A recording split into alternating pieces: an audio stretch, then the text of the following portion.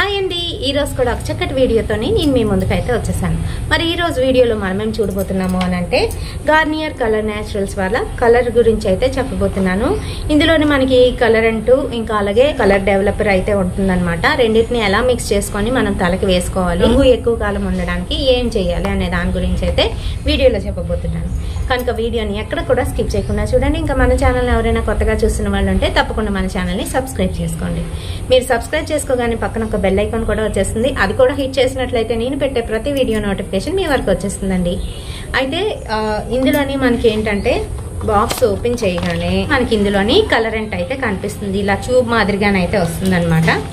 అలాగే దాంతో పాటుగాను డెవలపర్, ఇదిగోండి డెవలపర్ వైట్ గానైతే ఉంటుంది ఈ రకంగాను. సో ఈ రెండింటిని ఎలా మిక్స్ చేసుకోవాలి, ఇంకా ఎలా యూజ్ చేయాలి అనే దాని గురించి అయితే ఇస్తారు. ఇంకా లాస్ట్ వన్ వచ్చేసి ఇది కండిషనర్. మనము కలర్ వేసుకున్న తర్వాత తలకి స్నానం చేసేటప్పుడు ఈ కండిషనర్ని అయితే ఉపయోగించాలి. సో ఇది ఎలా వాడాలి ఏంటి అనేది కంప్లీట్గా ఇక్కడ మనకి హౌ టు యూజ్ అనేది ఇక్కడ బొమ్మల రూపంలో ఇవ్వడం అనేది జరుగుతుంది. అయినప్పటికీ కూడా నేను ఒకసారి చెప్పేస్తాను. మనకైతే లోపల ఈ రకంగాను గ్లౌస్ అయితే ఇస్తారనమాట. ఈ గ్లౌస్ చేతులకి రెండింటికి వేసేసుకొని కలర్ అంటూ ఇంకా అలాగే కలర్ డెవలపరు రెండు కూడాను ఒక చక్కటి బౌల్లోని తీసుకోవాలి. రెండు కూడా సమానంగా తీసుకోవాలి, ఈక్వల్ రేషియోస్లోని.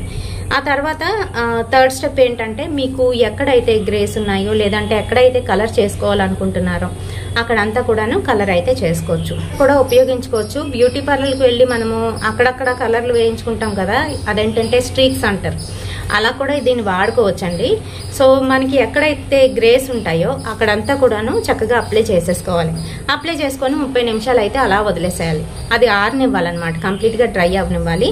డ్రై అయిన తర్వాత ఒకసారి అయితే నీళ్లు వేసేసుకొని కండిషనర్తోని ఒకసారి మన హెయిర్ అంతటికి కూడాను అప్లై చేసి ఒకసారి మళ్ళీ కడిగేసుకోవడమే.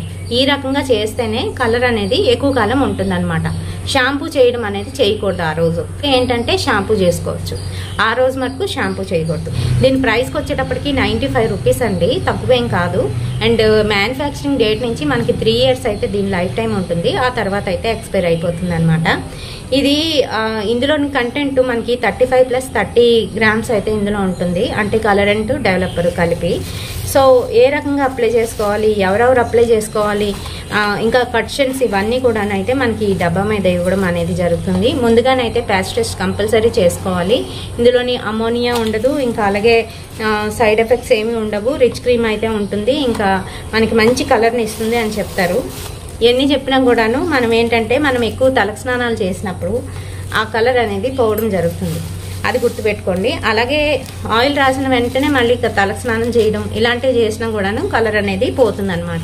వారానికి ఒక 3-4 సార్లు తలకు స్నానం చేసిన వాళ్ళకి కలర్ అయితే ఉండదు, ముందే చెప్పేస్తున్నాను.